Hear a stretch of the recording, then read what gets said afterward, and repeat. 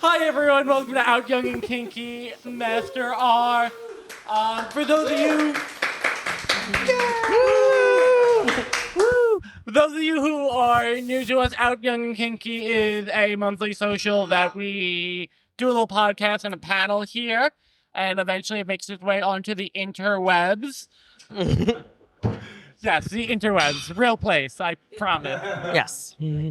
We bring in panelists to actually talk about and discuss like practices in safe ways and their experience and expertise in a given kink. This month is all about fisting and putting small, medium-sized objects in medium to large-sized holes. We can talk about how fisters don't understand scale, but That's not a good description of what we're talking about here. I thought this was ballooning. I know. Putting very, very large things and then popping them. so thank you all for coming out. I'm Parrish the Thought, and today we have two special guests who are phenomenal and long-time experienced in the fisting realm. Allegedly. Allegedly. Let's start with Pup Nautilus. Would you like to tell us a little bit about yourself and your experience? I'm Pup Nautilus. I need to use my radio voice for this. I'm Pup Nautilus, also Anthony, which is probably what I'll go by for ease of reference on this. I have been fisting for like a decade. I make lots and lots of videos on the interwebs, which some of you may have watched under the username Cute Chi-Town Boy. I'm Chicago-based. I have gone to lots and lots of fisting events. I love to play with a wide diversity of people. I am a top, as the t-shirt says. But I am also a little complicated because I'm actually a fairly submissive servicey top, so I have a different perspective than a lot of the grrr tops that you see in the fisting scene. And yeah, I'm excited to talk about safe, healthy, and fun ways to do nasty things to butts. And then up next, we have... Hello. Hi, I am Red Panda Matt. The Red Panda came from, I'm a 5'5" ginger cub who flags red. I am your New York City Mixed Kink 2023. Thank you. If you're unaware, I won that Hometown team. I know, right? And I won that title by doing a split on the stage onto an 18-inch Bad Dragon dildo while lip-syncing to Holding Out for a Hero. It was If that's fantastic. not worthy of a title, Right? I don't know what is. I'm pretty sure I saw you perform at your, like, I don't know what the term is for the next year. My step down. Yeah. Step Did you do an encore? I did do an It was encore. impressive. I did Super Freaky Girl. Same dildo? That one was a 13-inch around butt plug. And Naturally. yeah. easy. Well, a smaller target. Yeah. Well, no. I was already wearing the butt plug, and then I just kind of like, I was on a bigger like out of runway stage, and so I kind of just did like a running like jump split and like full time, and then threw my hands up in the air. It was great. Everyone had a great time. It was fun. Interesting. So you're Fun saying time you with deceived everybody? Yes, that's what I do. Also, I am the current national Mr. Mayhem Leather 2025. Woo woo! Thank you very much. Thank you. Future IML. Maybe. Manifest. I have been fisting since 2018, so not a full decade. Wow. I would never have guessed. I started relatively young, and then thanks to the pandemic, I had a great stimulus check and a lot of spare time. So I got a lot of work done in a very short amount of time. And There's a whole panel to be done on holes expanding during pandemic lockdown. oh my God, we could go on for hours. It was great for fisting tops after it was over. We had to do so much less work. Anything else? Yeah. Yeah, so I think one of the ways we usually start, and I think you're starting to kind of hint towards what initially got you into fisting, because we did see a huge rise in fisting with the pandemic. I don't know if other people noticed that pattern. I just like the phrase, a huge rise in fisting. Like we're tracking the job statistics. And Yeah. it's like, well, this month, the Department of Labor Statistics has seen a rise in fisting. Someone has the data, I'm convinced. Oh, it's out there. You could If search you on have Twitter. the data, send me the data. But y'all both were into fisting before the go pandemic. first. So I think I started in the most like generic way possible. Of my porn significantly got kinkier and kinkier as I would just randomly scroll through videos of like, no, not that one tonight. No, not that one tonight. No, on page 5, page 6. Wait, what is happening? Wait, what? Oh my God, that is disgusting. Oh my God, that is. Oh fuck, I like it. And then so as starting with porn, and then kind of just being like, I want to try this myself. Obviously, I should say that I was sticking toys up my butt at a very early age. Entirely legal, of course. Just absolutely 100% legal. And then so I from there I'm just like, oh, I didn't know that all of that could fit up there. So I was just like, None of us did. Yeah. So just like slowly over time, just started kind of practicing. I had 1 to 2 play partners before the pandemic that we kind of would play back and forth with each other. Post-pandemic, I had just moved to Astoria and had met who would then be my coach. And we had an amazing series of sessions back and forth where they first started me out as a bottom for the first 3 sessions. And they were like, you'll work your way up to it. By the end of the first session, he was piston punching me. And he was like, oh, you're going to be a natural. And then shortly after that, for the next like 5 or 6 sessions, he was like, okay, you're topping me all of these sessions. And I was like, wait, what? No, I'm a bottom. And he was like, no. The best bottoms are also tops. I was like, okay. Which then from there on, I kind of like learned the top side of it. And now I'm kind of in my verse top era. So, but yeah, I guess it all started with porn. And then pandemic really fueled a lot of spare time. Nice. Mine is, I guess, slightly more, I don't want to say intellectual because that's like insulting. But no, it is what it is. Well, because I wasn't sticking anything up anything because I'm a top. Not that I didn't occasionally, but curious top. Anyway, I think mine was more, watching lots of porn just like you, except the difference for me was that all the dick porn is fun and exciting, but there's, only so much you can do, right? It gets kind of repetitive. And also it didn't feel very intentional in a weird way. Like the reason I like fisting is because it's not anatomy dependent. It's not necessarily quite as body dependent. And so it was like, oh, I can learn a skill at something that I find very erotic, but also skill driven, right? Like I can figure out a thing that I can be responsive to someone's body. I can communicate. I can talk. It's very feral, but it's not quite as sort of, oh yeah, I'm just going to jump in and fuck, right? And so not that I don't like that, but that for me was sort of more the approach to it, was that it was a little bit like a thing I felt that you could learn, right? That you could figure out how to do really well and then do it, right? Not that you can't do that with fucking, but that sort of everyone assumes that's just sort of instinctual and you jump into bed and you do the thing. Versus many kinds of kinks, I feel like a lot of people come to it because they want to learn how to do something really well and then develop that talent and those relationships and that kind of thing. So that's sort of where I got to it, was I thought it was hot. I couldn't just shove stuff in my own butt. I had to learn how to do it. So I watched a lot of it, had a lot of very patient bottoms, thank God, and listened a lot and then figured it out from there. So one of the Oh, you're dead. Hello. One of the things you're both talking about is the kind of the kind of educational piece of understanding you're seeing the porn, and your porn is always cut to like the most exciting moments. Oh, good Lord. It's edited. What was the educational process for you, and what were kind of the earliest, most important lessons? Yeah. So earliest, most important lesson is that, shocker, porn is fake. As someone who's made lots of it, porn is fake. And sessions do not begin with putting a hand in someone's butt.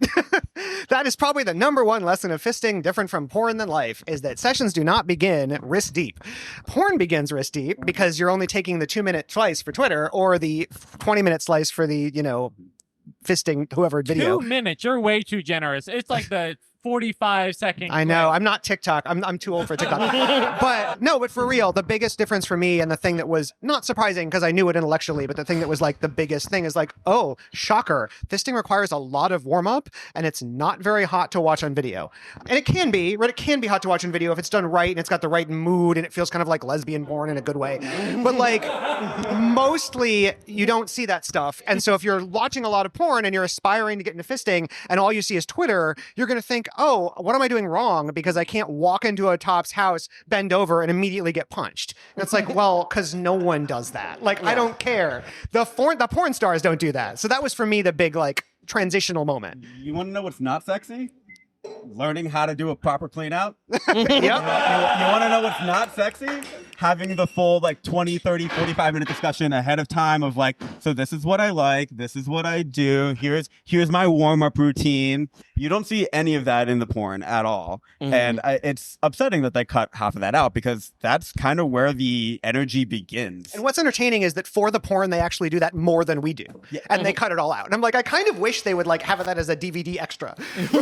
like the pre-negotiation and contract DVDs. session. Well, fair enough. online streaming extras, like the Untucked of fisting porn. Like it'd be like, oh, here's do where see we more- negotiated our contract. I do see more porn companies putting out the negotiations as stuff that can be put on Instagram and TikTok because it's not Nice. explicit. And people are like, are you comfortable with me? And weirdly, a lot of kink stuff can get past the censors on like spitting is fine. And you're like, where are we drawing these lines? Yeah, who knows?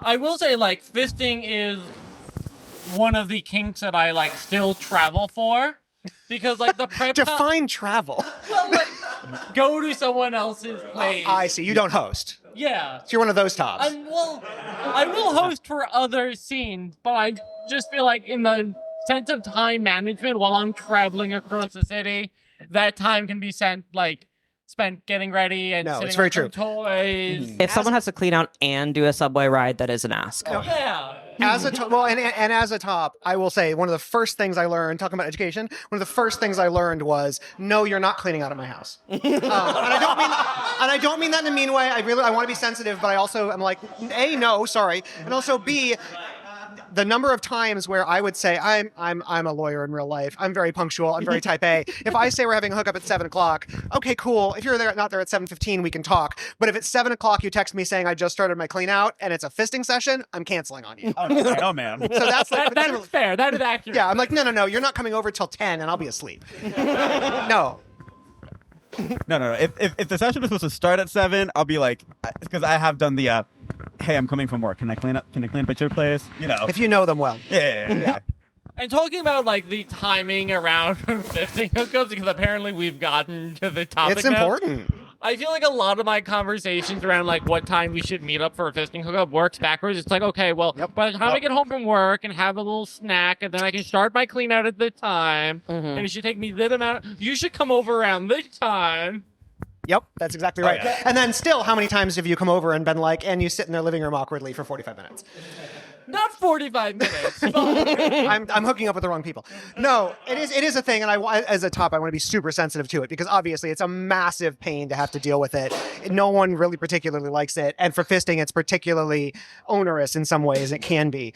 It's honestly one of the reasons why play parties are fun and wonderful and great because everyone's had their, Saturday or Sunday or whatever to prepare, and you can show up and do as much or as little as you want, and you don't have to worry so much about that. And I will tell you, somewhat embarrassingly, I feel like I have a lot, now that I've started going to play parties, I have a lot fewer one-on-one hookups that are not with my boyfriend or my pup, who are either living with me or coming over all the time. Because it's like, that sort of logistics gets really complicated. It's a level of convenient when everyone's there, everyone's ready, everyone's cleaned out. It kind of just adds to it. But going off of something you were talking about, timing is like, normally for me, it's the planned start time, getting off of work prior, cleaning out prior. I wanted to say, like, I've noticed recently that play sessions have gotten significantly shorter recently. Yep. I feel like back when I was starting, like, a session would be 4 or 5 hours. That's a little Well, I mean, go and take. Good for you. Really? Oh my goodness! So I would be an entire afternoon. That's awesome. Oh my! It was great. I mean, not all the entire time. There'd be breaks, rest. Go step away. When you can't flip, it gets a little shorter. Yeah, When yeah, it's like, you sort of run low on But energy. now it's like I have people that are just like want like a 20-minute punching session. Yep. And I'm like, That's why?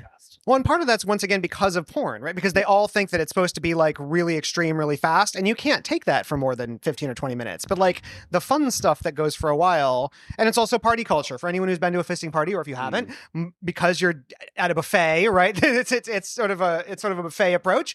Yeah, you have a lot of 15-minute encounters, but I think that's bleeding over into the rest of the world. And there's some positives to that and some negatives to that. Like sometimes, especially on a weekday night, like we're talking about, I don't necessarily want a 5-hour encounter. Like I got to have some dinner and go to bed.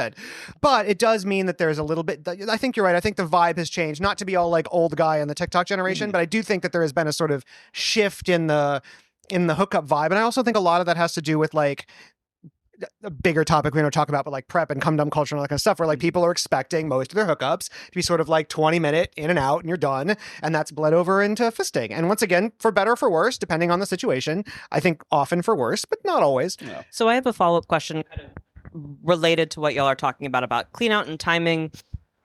We talk about what are the expectations of how cleaned out one should be, how much one should be expected to take. There's the perception in porn of like, oh, take it to the elbow. What is a more like reasonable Actually, if someone says like, "Oh, I'm coming. I want you to fist me," what is the level of what all you could get into someone that you expect I as a have no normal? expectations whatsoever. To have a good time. Yeah, exactly. That is it. I am there to enjoy the journey. I gave up on the destination a long time ago because when I felt for the longest time that I was chasing the elbow, when I was chasing doubles, Chasing the elbow is the name of your memoir. yeah, like it became less about having fun and less of connection of like I'm not good enough or I'm not like I don't deserve to be to the play parties. And I know a lot of younger newer fisters that thought a similar way, and I would find out that these younger fisters are immediately turning to extra substances because they needed to push farther. Stop going after the end goal and just enjoy the ride. Exactly. Well, and as someone who contribute, I feel a little bad because I definitely contributed to this by posting millions of videos on Twitter. But like the downside of online porn, we all love it. Many of us make it. It's great. It's fun. You expose to new kinks. You meet people. It's like a little resume already there. It's great. Except it also kind of becomes a race to the bottom. And so it's like everyone feels like they have to constantly be more and more and more and more and more and more extreme in order to get any attention or to feel validated. And so exactly, I think that the key is have fun. I don't have any expectations whatsoever. I've had many of my best scenes where I never actually managed to get my fist in anybody, right? As long as everybody's having a fun time and you're playing with some toys and you're doing the thing and everybody's happy. In terms of clean out, which was sort of the second half of your question, if you're a top and you're not comfortable with clean outs going wrong in any gay sex, you should kind of be shot. But because it's whatever, it's life. Extreme. But I'm sorry, I stand by the statement. But in fisting especially, like stuff happens and there's really no predicting it, and people can be very responsible with their cleanouts. And you know what? You're creating vacuums and suctions that were not encountered. So I think that you kind of have to accept that, have a communication with your partner. That doesn't mean you can't take breaks. That doesn't mean you can't even call it. I've had plenty of fisting sessions where I've had to call it 10 minutes in, but in a respectful way. And if you are ever playing with someone who's shaming you about it, throw them out and never call them back. Never. Like you cannot do that ever. Like just say no. Oh God, no. Like usually, And it happens, sadly. Oh God. Usually, like I've been in a couple of sessions where it's like, hey, we're having a great time. Just want to let you know there's a little brown. Do you want to stop? Do you want to clean up? Do you want to do that? Have the quick little conversation back and forth. I've had bottoms in that moment that are absolutely like, oh my God, I'm completely terrified. I'm so sorry. I didn't mean it. It's like, honey, if you're knocking on shit's door. Well, also, you should be washing your hands afterwards anyway. Oh, especially not just afterwards, between partners, between sessions, between sessions, everything. but like, yeah. wash your hands. Yeah. Either way. Yeah. Little brown doesn't bother me at all. It's just like, hey, let's stop, let's clean up, let's reassess. Same thing with a little bit of pink. It's like, hey, are you okay with this? Great. Okay. And those are the kind of negotiations that are really important to have in advance, which is one of the things that also is not shown in porn, but is super important for many different kinds of kinks that involve, I would say, extreme, you can define that however you want, behavior. But like, if you're not having those negotiations in advance, you need to be. Like, you need to say, oh, and also I have people who are like, oh, on a weekday night, like, I'm going to clean out, but I'm not necessarily doing an elbow deep clean out, right? I don't want to deal with it. So like, we'll see what happens. And hopefully everything will be fine. And if you're a top, like, don't try too hard. Like, don't go too crazy. It's not going to happen on Tuesday. Like, and so those are the kind of conversations that you really have to be comfortable having, or frankly, you shouldn't be engaging in these kinks. I know that sounds gatekeepy, and I don't mean it to, because it's not that you have to have any level of skill to do it. You just have to be willing to have the conversation. And same thing with bleeding. Lots and lots and lots of fisting bottoms bleed a little bit. It's not abnormal. It's an area that there's a million capillaries in. My boyfriend in Chicago bleeds every single time he fists. It's a thing. He's been fisting for 20 years. He bleeds every single time he bottoms. But there's a range of exactly appropriate and what's not. And you can communicate and you say, okay, in the first 5 minutes, if I have like 2 drops of blood, cool, keep going. Don't worry about it. We had that conversation. But if you don't have that conversation, you don't know. And then also, if you're not constantly communicating during the scene and someone is like, having more than that, sometimes that's normal for people. I have bottoms that I tease because they, bleed like something's gone crazy and it's actually not a problem. But then I also have people where I don't know them as well. And it's like, oh, I don't want to take any chances. So yeah. Usually good. I wanted to ask if you guys in your mind make the difference between like a play session where you're going for like endurance versus like a training session where you're pushing people's limits. I've done things characterized as both, but I probably don't always intellectualize it that much.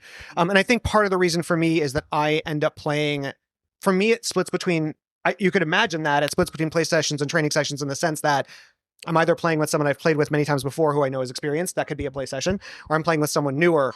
But I personally, don't usually characterize it as a training session because I think that can be a certain dynamic that can get intimidating. And then back to your point about expectations, if you're doing a training session and you have like a coach sub dynamic, which can be really fun on paper, they get really sad if they don't get as far as they feel like they should. And so I don't often characterize it as explicitly training just because I don't want to set those expectations. It's more like I know you and I know how hard we're going to go and we're going to do the thing, or we'll see what happens. So I look at the term training session strictly from a beginner standpoint and this is a place of just like, we're just beginning. No limits are being set. No one is going far. This is just to loosen you up, get to know you. Literally. Loosen you up. No pun intended. Only handshake. Loosen you up. You know, I've never looked at a training session of, I'm going to punch you until you cry situation. A training session is, you're new to the scene. Are you interested in this? You know, now if I've had a couple of regular sessions, or if we've already had a couple of training sessions, and then we have the conversation of, do you want to try to go farther? Are you interested in punching? Are you interested in gaping? Are you interested in like, do you want to find out if you can prolapse? Like, then we can start to work on these things, but it's never something that I'm going to, as a dominant in that scene, force onto somebody without their express conversation and consent ahead of time. It also goes the other way because I'll tell you, like, literally multiple times a day on a app, and this is not because I'm fancy or popular, it's because there aren't a lot of total fisting tops. Like, either on Twitter or on an app or everything, the number of times I get, oh my God, can you please train me to be a fisting bottom? And it's unpleasant. It's not unpleasant, like, I'm not mad at anybody, but like, that's not a great... pro tip, not a great way to approach a top. And part of the reason is because it sets weird expectations, and also it is not the kind of interactivity that we've been talking about. Like, it's not, oh, I'm interested in this and I kind of want to play with someone who knows what they're doing. That's fun. But then there's the like, daddy, I want to be your whole slave, but I've never met you. And I'm like, maybe not. Like, maybe don't start there. Like, maybe start with, hi, my name is Bob. Like, it's not, it's one of those things where it sounds really cool in theory, but like when you're actually dealing with getting those messages, those are the messages you're probably going to ignore, not because they're bad people or you're overly busy, but because it's not the dynamic that at least I want when I'm meeting a person for a new session. And also on top of that, going off of what you said, when I hear, daddy, train me to be your punch pig, and I was like, okay, how much have you done already? Yeah. And the answer is almost always nothing. I took a finger in I college don't want once. another relationship. Yeah, Butt right. plug from Spencer's. Yep, exactly. Oh God, I can smell the PVC off. I was in a Spencer's like 5 days ago. I can't quite believe I didn't know they still existed. And yeah, you can still smell the PVC. Yeah, it's insane. It's true. God. They have fisting themed merchandise now. It's terrifying. It's terrifying. And tons of furry themed merchandise. That checks out. Yeah. So I think one of the things you're talking about is about the relational aspect within fisting and the community, which I know is something that we've talked about as well. Can you speak to what kind of community interaction, as far as there being, situations where you've been at parties or, like, I don't know if we referenced that, like Fist Fest is a thing that happens. Events. What kind of, if someone's curious about fisting, do they go to Fist Fest? Do they check out these big parties? What kind of first steps, and what would people need to know if they do want to check out a party? So I personally have not done Fist Fest yet. Not yet. But of course but I do frequent Manhole out in Brooklyn, if anyone has been there. Ooh. And I also... That's the most Brooklyn thing ever. Yes. And I also co-hosted a fisting social / fisting event on the Atlantis cruise back in February. And we had a lot Fisting at sea. Oh my goodness. And we had a lot of people that were just interested and just like wanted, and we had a full peanut gallery of people that just wanted to watch. And we said, as long as you're respectful, come on in, ask questions. Like, because this is, like I said, I started by looking at someone on a screen. Why is it any different than looking at somebody in person? You got to start somewhere. Yeah. But I think that's the thing that I find the most lovely right now, and this is a post-pandemic development, largely, not 100%, but it used to be that we had basically play parties and that was it, right? In most major cities, there were fisting play parties if you knew where to look. A lot of them were sort of old school organizations. Now you're seeing a lot more fisting socials, like every other kind of kink. You're seeing a lot more chastity socials and diaper socials and rope socials. And that's wonderful because that's a much better place to start than a play party. Because good Lord, if you've never taken a fist, do not go to a fisting party. Like, please, just for the sake of us, like, don't do it because you're going to hurt yourself in a way that's uncomfortable because people have a certain expectation, better or worse, that you have a certain level of ability. and you might try to have that level of ability and it's uncomfortable. So go to the social, right? Find in your city, there definitely exists. But also, if you're uncomfortable as New Yorkers going to Big Manhole, right? Big scary party. It's not, but big scary party. So many of the sort of medium-sized cities around the country now have great fisting socials and great smaller parties. Philadelphia has them, Pittsburgh has them, DC has them, Chicago has them. Like, go online, do some searching, take a trip for another reason, and then happen to coincide it with a great fisting social in one of these places and just meet some people. Or just meet some people, hang out, and then plan a hookup later. I'm going to use this as a moment of saying, take a chance to have a drink. We are now posted at Rock Bar, which does have many socials that Yes. got referenced. So please take a drink, enjoy, thank our host, tip your bartender. Yay! Yes, tip your bartenders. Yeah. But you were going to say. I was gonna say, would anyone be interested in having a regular, open, non-play fisting social? Yes. Yes. The answer is always yes. In every city I've been to, and I've been to a lot of them now, it's always well attended. So Great. In the works. get it done. Get it done. I may have heard a rumor earlier tonight. I don't know what you're talking about. Oh. And it's one of those things where it didn't happen in Chicago, and Chicago is the fisty city. It did not happen in Chicago. It is. God damn it. The number of people who moved to Chicago for fisting is overwhelming.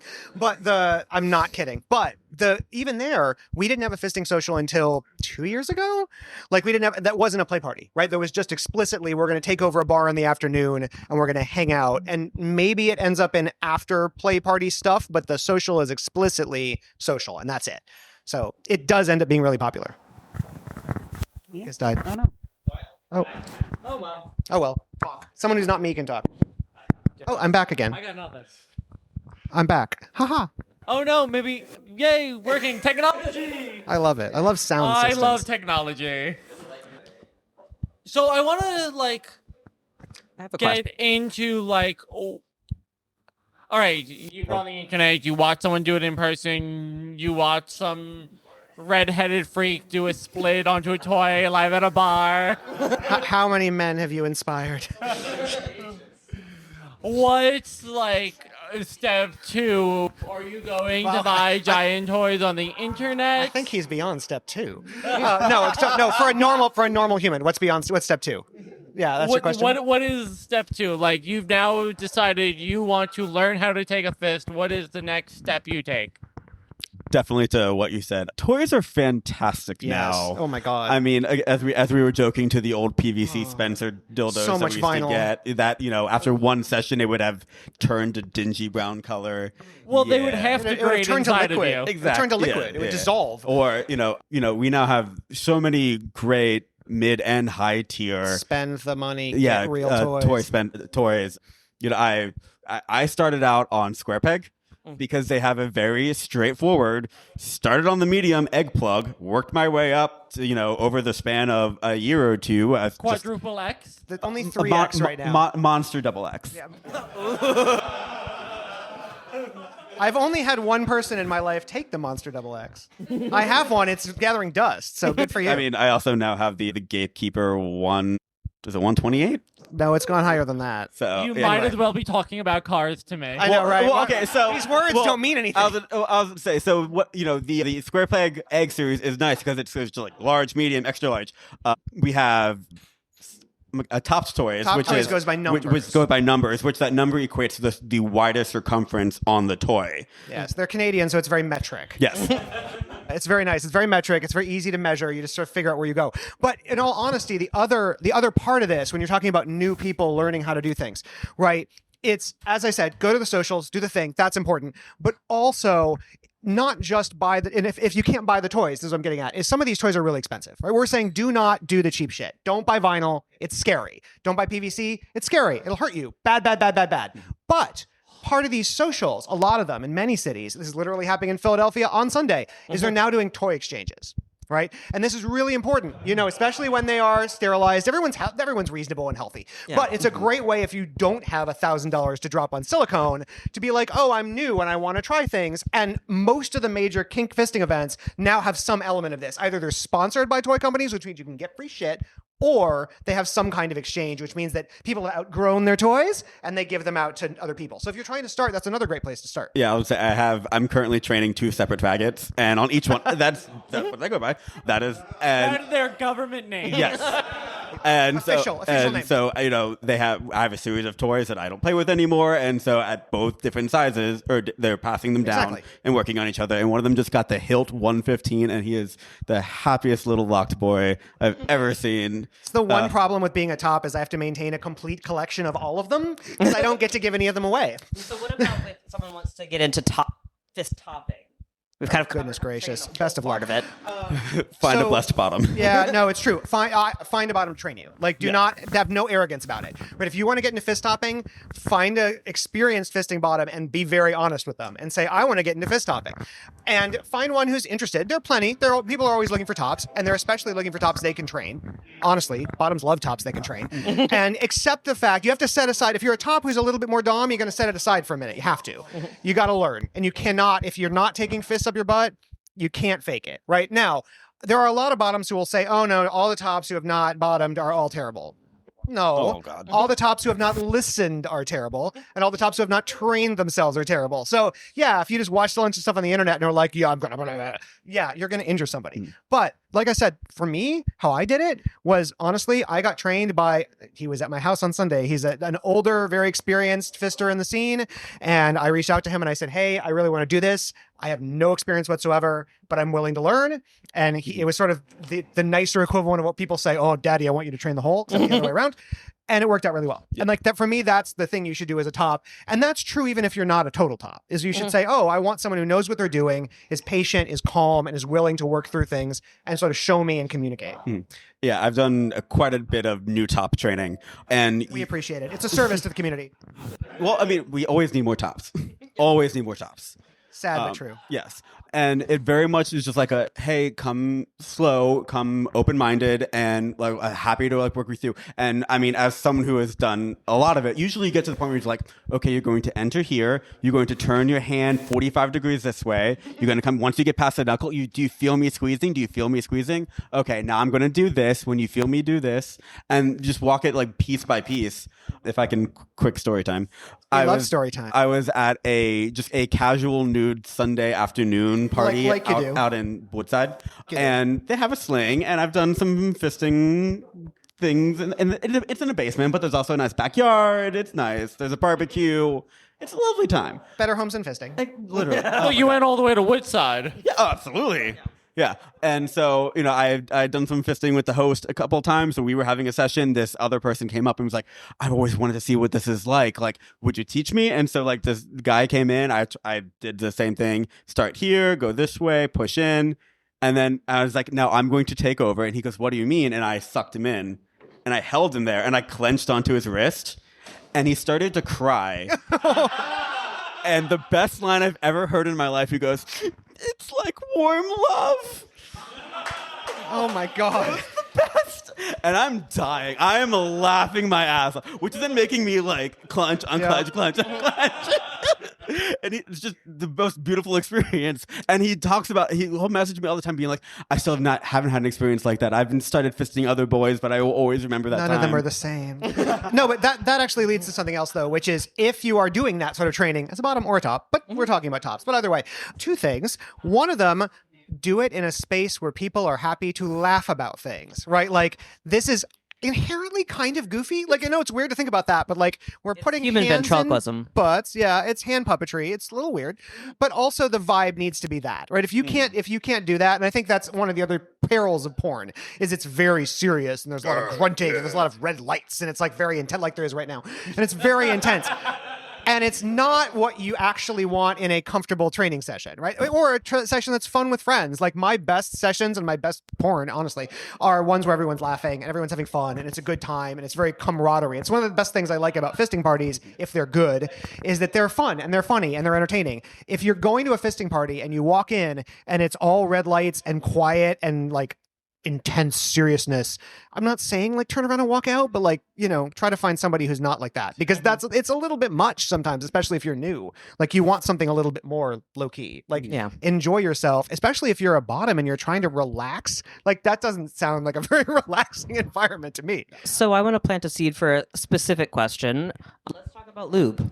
Oh, we love lube. Oh boy. So There's so much to talk about. Fisting lube is different. Yes. J lube is what people go No. No. No, ban No. it. J-Lube is banned.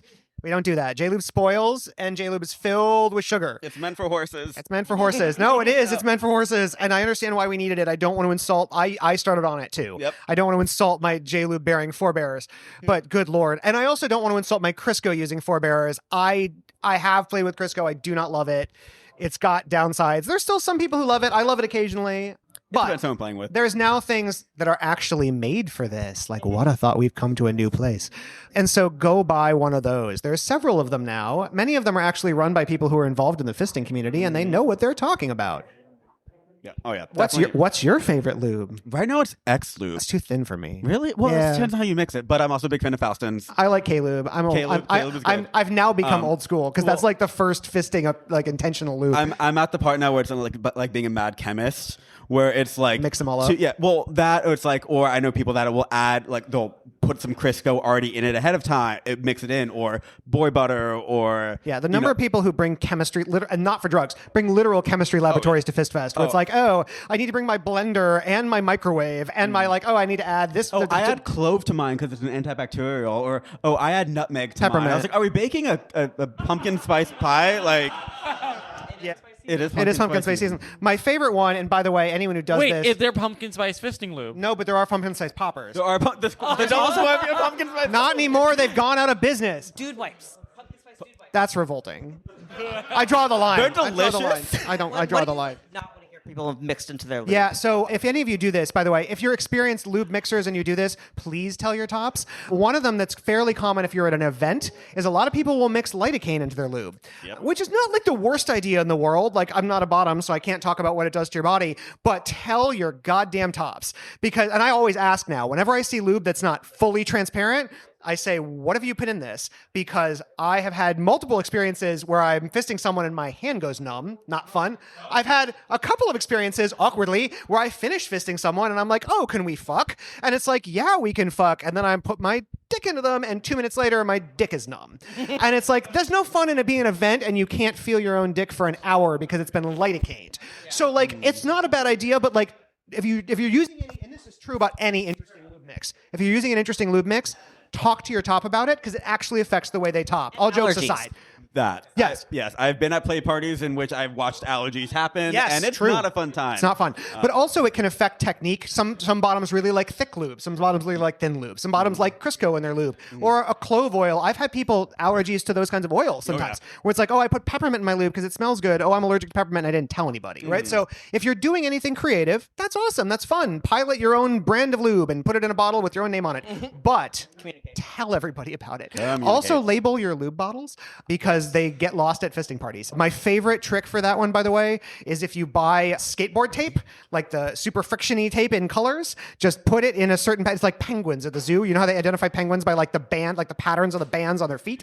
That's how I do my fisting bottles. It's like mine is purple and gray and purple because those are my pup colors. And also you can use them as impromptu nail files. The trick I have is I have glow in the dark tape on Yep. mine, but also it's coated with Velcro Yes. because I always have a grip. Yes, it's Yeah. great. So great. And so many people use, and this is not a shade to anyone here who does this, but the most common thing people do at parties is they use very disposable, like the disposable like Gatorade bottles, and wrap paper towels around them, and that's fine. But like, everyone's got it. Everyone's got it, and also if you're going to a party and you're going to an event, like make yourself a damn lube bottle. Like do it upright. It's fun. You have a little signature, and also you won't lose it, and also you won't accidentally mix lube with other people. And that's the reason why that's really a problem, because if you suddenly swap lube bottles accidentally, which happens all the time, not only is there the potential to have an allergy or something like that, there's also the potential for STI transmission, right? Not to get all unsexy, but swapping lube between bottoms is the way you end up spreading STIs at a fisting event. Normally, fisting is actually one of the safest STI things you can do, unless you make dumb things, you don't wash your hands and you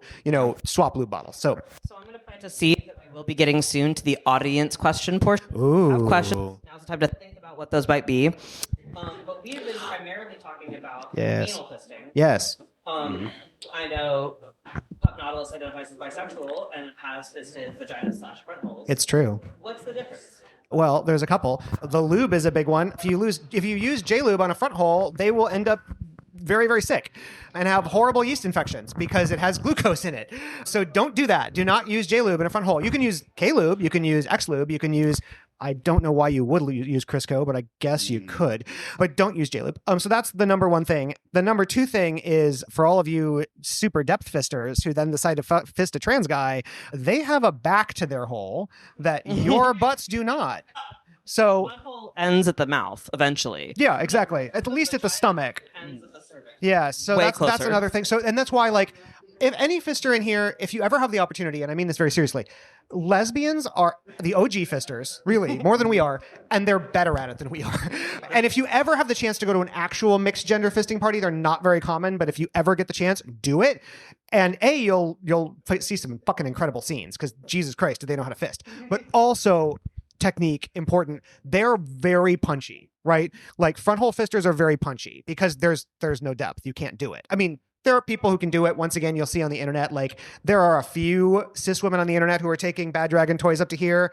I don't know how, but they do it, but it's not common. So those are the two biggest things: is you have to be really careful with your lube and you have to be really careful with your depth, and also ask a lot of questions. If you're fascinated by it, and a lot of fisters really want to fist trans holes, awesome. Do a lot of communicating, because the same hand angles that you're used to, if you're used to being a top, are not the same, right? Things angle different directions, things move around, the anatomy is different. Just be delicate and talk a lot, same as anything else. Yeah. I will say I eat a lot of front hole. I haven't fisted a lot of front hole. It's quite delicious. Yeah, But well, you should try. I've gotten to be a dungeon boy for a Women of Drummer party. Oh my God, do these women know how to play? And it is so extreme, but the communication ahead of time is flawless. And then afterwards, teach us a few things. as a thank you for like taking care of the party, I had two of them go to town singletail on my back. Oh my God, it was amazing. I had one of the most like orgasmic whipping experiences of my life. Yeah. So yeah, if you get the chance, it's okay to learn from our lesbian counterparts. Don't be afraid. Especially in this kink. In this kink in particular. In many kinks, maybe there's a lot of differences. In this kink in particular, you're going to learn a lot from our sistren. I think, unless there's another question, now is the time for audience questions. I have the first audience question. Are you the audience? I am the audience now. You're not the audience. No, it's mine. You're cursed, Parrish. On the topic of adding things into lube, have you seen people add edible glitter into their lube? Yes, and it's a terrible. This is a real question. No, I have seen it. So this actually brings up a slightly larger but useful point, which is there is now safe, fun things. My boyfriend's obsessed with this, which is why I'm talking about it. There are safe, fun things to add to lube that are like making it into a combination of gun scenes and lube. Like you can go online and you can find color powders. You can find we have a lot of UV light in our dungeon, so like you can do a lot of UV reactive powders that make cool scenes and everything. Super cool, super cheap. Be careful you get stuff that's body safe. And that's the problem is I've seen people put all kinds of dumb shit into lube. And it's like, all I'll say is when I'm really mad at someone in the fisting scene, what I say is I hope someone puts sand in their J-Lube. And effectively, that's what you're doing. So like maybe not the glitter, but that said, anything else, there's all sorts of fun shit you can do that is fun and exciting and colorful. Make sure you check, like make sure it's body safe, and then you're fine, right? And if you're ever concerned, it's like they tell you with like stain or paint or whatever, test it first. Like before you bring it to a party or you're, test it a little bit, like see how it goes. Even if you're a top, like you can, if you break out in hives, probably don't use it again. I've seen glow in the dark J lube a couple So times. fun. Fisting lube, not necessarily J lube. That stuff is very fun, but no, I've never seen like edible glitter. I've seen one person try it and it was not fun. That sounds horrendous. It's awful. It's abrasive. It's a terrible idea. Yeah, It's the kind of thing that a boy might think is a really fun idea. I would assume it's a sugar base. Oh yeah. Which so that we're back to the worst of J lube. I think this was inedible glitter. That's the fabulous. problem. This was even worse. Yay, microplastic. Yeah, exactly. Talk about microplastic. But no, yeah. So There's at least two. Don't do it. Yeah, exactly. Don't do it. Don't do it. It's bad. Sand in the J-Lube is crazy. I'm sorry. Right? Like When I hate a my bitch. clenched. That's why it's a good insult. Students, can I see some hands for audience questions? There has to be someone. Be brave. Oh, we can keep rambling. By the way, we don't. Anyway. Oh, I see a hand. okay. I see a amazing. hand in the. Oh no, you had one right next to you. Hi. So, so I personally have Faust and Lube Oh yeah. this thing. What? Yes, is the you guys seen as a good mix to getting it for but Yeah, I can understand. So because I do 1 part to 8 ounces. yeah, so you said you do 1 part to 8 ounces of water when you're asking about consistency of lube. So I will say one sort of a preamble. I'm going to let you talk about the recipe, but I'm going to give a pre-statement, which is the most important thing for mixing fisting lube for anyone who has not done it 10,000 times and yet is still here is to do it in advance, right? The thing you don't want to do is do it the day of, because then it will be a mess. And to get the right consistency, recipes may vary, right? I'll let you opine as to Faustin because I don't mix it, but for K-lube, for any of these lubes, you want to mix it in advance and let it sit. And A, that's the only way it's going to become transparent. But also B, that's the only way you're going to actually know what consistency it is. The number of times I've had someone come over to my house and be like, oh, I've got powder. Can't you just put warm water in the microwave and then we'll shake it? No. I'm like, no, you're using my lube. Or at events or anything else. Like that's the number one thing for mixing fisting lube is just do it in advance. Everyone has these super complicated, online, insane pin tweet recipes with blenders and food processors and Never a blender. aeration machines. Blender's bad. It is necessary. Just put it in a bottle, shake it, and let it sit for 6 hours, and then shake it again, and it'll be fine. Like it doesn't get that complicated. Yeah. Specifically to the proportions, for 8 ounces, I do 2 scoops because I like it mine actually a little bit on the thicker side, but very hot water, almost boiling hot water. Shake it aggressively. Never ever ever use a blender. It actually breaks up the particles. And it actually it makes it fall apart faster. You'll get a fast Plastic, like goopy. Yeah, Yeah, it's awful. You'll get a separation of water and a ball. It's awful. No, yeah, shake it. Wait 10 minutes. Shake it again. Wait 6 hours. Yep. And then, yeah, if you want to go in and adding your extra stuff, go for it. Like, as long as you know what you're doing and everyone involved in safe. I've recently got into adding in jojoba oil. Oh, for God's sakes. No, I think it's a wonderful idea. It's beard oil. It's the base of a beard oil. So that's perfect. It's great for the skin. And yeah, it's good. Yeah, yeah. I think the reason why people don't do it in advance as much is because they're still weirdly trained on the culture of J-Lube, where if you do it in advance, it'll spoil. If you do, maybe this is embarrassing, but like I feel like it's like a perpetual stew sometimes. Like I clean out my primary lube bottle like once every month. Yeah. When it's X lube or K lube, when it's shelf stable. Now, if anything starts to be weird or odd, of course I clean it immediately. But like normally you can just sort of keep adding, right? It's not that complicated. Mm-hmm. And I don't mean that to be disgusting, but like you do not need to think about it that much. And you can also make it in advance. You can make multiple bottles in advance. You don't need to keep it in the refrigerator. Like all that insanity is, thank God, gone. I just assumed you had an oil drum of lube in the house. Already. Yeah. I have actually. It's one of the taps on my sink. It's just a dispenser. I do have like a crazy like cow feeding style bottle that I got. Yeah, those are fun. It's on a pull string. I almost never use it because it's a pain to clean out, but you know it's fun. So we've talked a little bit about like. Yes. I was wondering if any of you had like tips and tricks that people might not think of when they're first getting into fisting. But that might be like particularly fun or particularly useful, but not super intuitive. Always have a nail file wherever you go.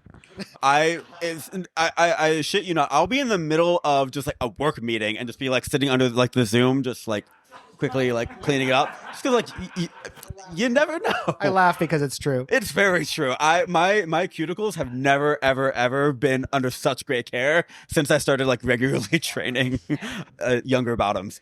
I would say just for fun things. For fun things. This is going to sound strange. Like figure out and talk to your top about what you like your headspace to be.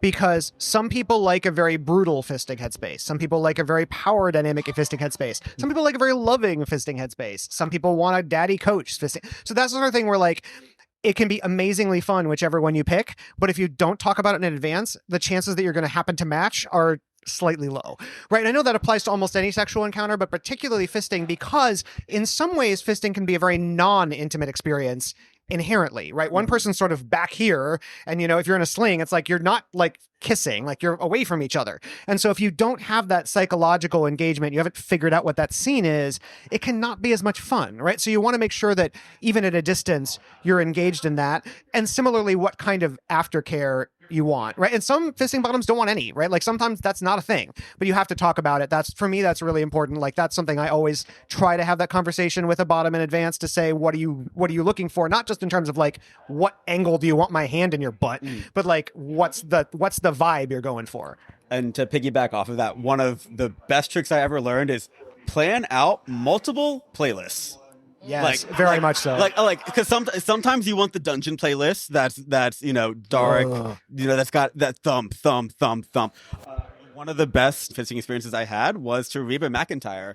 Why? Yep. I don't know. But my fisting group used to have a whole my fisting group used to have a whole Dolly playlist. Yeah, it's great. For sure. Like oh my goodness. Not kidding. But like because music that is like I am a Southern boy. That is where so like this is like it was home to me, and so I was like so it actually relaxed me a lot. Yep. And it helped me feel it gave me a grounding point. So like actually come up with this, and yeah, Spotify's got a couple of like decent generic fisting _ list or dungeon list and a couple of them are pretty good. Yep. Or a fan of just lo-fi is great to just help the zone out. So spend some time ahead of time and come up with a couple of fun playlists and think about beats per minute, think about styles, and think about the type of person to be playing with. Well, and also, have you done like rainforest sounds to fisting with like the trickle and the toucan? That just makes me want to pee more. Which if I'm like in a punching session, I make fountains. Yeah, exactly. Yeah, you're gonna do that anyway, so don't worry about it. Can y'all hear me? Yeah, sort of. It's fine. I also have like an array of love. I was curious. Do y'all have any like question, but any like spiritual connection, fisting, or toy play? Because I personally have had those experiences. Want to gauge if other. It's so. This is interesting. It's funny that you asked that because I would not say that I do, but I'll turn this over to Parrish because you've watched me fist and you seem to think that I do, which is really entertaining. So one of the things so for people who don't know, Anthony and I are boyfriends. I am not someone who identifies as into fisting. I've played adjacent, but I've also watched Anthony fist. And I have found it fascinating because the Zen headspace I have seen him get into of like, oh, you are in a zone. Because to me, it's very obvious why someone would be into receiving a fist. I'm a bottom. It's a more extreme bottoming. If you're just putting your hands inside someone, your hands are not necessarily an erogenous zone. Like you're not getting physical stimulation. So there's some nuance to be had there. And so I'm kind of like, I don't know why you would only fist top. And watching him get into the headspace and get in the zone of this like movement, it's watching someone like who really knows yoga do a whole thing where I'm like, oh, you described it as like a flow. I saw the flow space. Like a vinyasa. Like a vinyasa flow, or like the flow headspace of like, oh, you are in a different space right now and you're having a fantastic time. Yeah. So I guess the point of that is I don't necessarily think of it as spiritual, but I think there's an element of that if you're in the right space. And once again, all the things we've been talking about, I think contribute to that. Communication, music, vibe, happiness, relationship, like all that stuff. If you have it right, yeah, I think it can be that kind of experience. At least for me, I can't speak for anybody else. Some people, it's literally a competitive sport, and that's fine. That's awesome. Have fun. But like for me, I think it can be that. Though once again, I'm not particularly spiritual, so I don't vocabularize it that way. But like I said, Parrish does. So I have on a couple of occasions had what I would allude to a spiritual moment because for me, the best thing about fisting is the energy exchange, like the give and take, the feeling, the pushing, the force. It like the connection you can make with someone can both send them on a different journey than the one that you're going on. Early on, when I had a coach and we worked on like going depth for the first time, I vividly remember saying to them, "I think I saw God." and she was Ariana Grande as a soccer mom. And he was like, I get what you mean. And I was like, because it was just a moment of pure bliss where I had reached something, I had felt something within me that I never felt before. I felt this sudden rush and energy and this back and forth that we had, and it's moving. And I have had moments where I was, I messaged a regular Bob I would play with, and I was like, hey, this is weird. I had a really stressful day. Can I take it out on your hole? And he was like, Oh, yeah. yeah, sure, come on over. And then I would just get into this completely mindless zen, this movement of just working both hands and forth and just kind of pushing and pulling and giving and receiving. And it puts me in a completely different zen mode than they're in, but we're still together. Like, we still have this eye contact, and we're feeding off each other. We're sending each other on these different adventures, but we're still in it together. And it's breathtaking. And I think that's something drawing off of that's similar is when you're in groups with friends, like obviously orgies are orgies, right? Whatever. But if you have the right group of people, a fisting group or a fisting orgy is a little different. I won't say it's better or worse, but it's a little different. If you have the right group of people, you can be in that vibe in an entire room. And that's really amazing. It's hard to do. It's especially hard to do, not to be cynical, it's especially hard to do sober, which I prefer. I'm a sober fister. But if you can figure it out, if you can get into that headspace where everybody's trading energy in a really healthy way, I think, yeah, it does turn into almost a spiritual. And like I said, I don't use those words, but I think that's the feeling I get. That is a beautiful note to wrap up on. Yay. Can we ask, do you have, thank you. Aww. Do y'all have Upcoming events and socials? and what socials you're on? Sure. Go ahead. You go. Oh, go. Okay. Well, I am red_panda_Matt on Instagram, or Red Panda Paws on Twitter. I will not say X. Me neither. PAW? It's Twitter. I don't have any immediate fisting events coming up yet. However, There's also several month delay, so yeah. for the podcast. Stay tuned. Just saying I'm going to be somewhere next week doesn't Stay help. tuned for a potential fisting social coming to a local rock bar near you. Yay! I'll have to come back. But yeah, I will be go-go dancing at 254 in Philadelphia next week. And then I have a couple of events coming up that I'm drawing a blank on. So go ahead. Yay. All right. I am on all the socials, not Instagram. I don't have a kink Instagram. I have other Instagrams. X, Twitter, whatever we call it, and Blue Sky. I am cute Chi-Town boy and post less porn than I used to, but still post lots. And in terms of upcoming things, Chicago happens to be where all the kink events happen, which is very convenient. So if you're in Chicago, I'll be doing the things for MIR. I'll be doing the things for IML when it comes. And we have great parties in Chicago. IPTC when it happens. And then also two things. In Chicago, we have two sets of parties. We have our monthly Mafia party. Mafia is the Chicago fisting group. For people who are looking for a slightly more low-key fisting experience in Mafia, which can be a little intimidating, there's now a monthly party in Chicago called Handball. Super awesome. Great venue. Happens every month. And the October one coincides with MIR. So if you are in town, buy your handball tickets. They don't usually sell out. The MIR one's going to sell out. So yeah, lots of great opportunities in the Fisty City. I say that, but that's what we call it now. Yeah. Thank you so much. And thank you to Rock Bar. Yay. Yay. And I want to thank Jay Clef, who's in the booth, who sets all the sound equipment up and makes sure we have like a recording that works and deals with me all the time. Yay. And we'll be here next month. Yeah, what's next month's topic? Boot blacking. Oh, really? Yeah, you want to come back next No, but my boyfriend might. I'm dating a boot black. I was going to say, I'm an amateur boot black. Like, I'm not. I get my boots blacked. I have no skills. I only have one pair of boots. That's awesome. That'll be fun. But first Wednesday of the month. Are you going to be doing live boot blacking? You should. I'm bringing gear to get boot black. There you go. Perfect. Or to get black. Boot black's nothing more than doing. So. Yes. But thank y'all so much for coming out. We'll be here. Grab another drink. Your bartender. Yay. Thank you so much. Woo! Woo!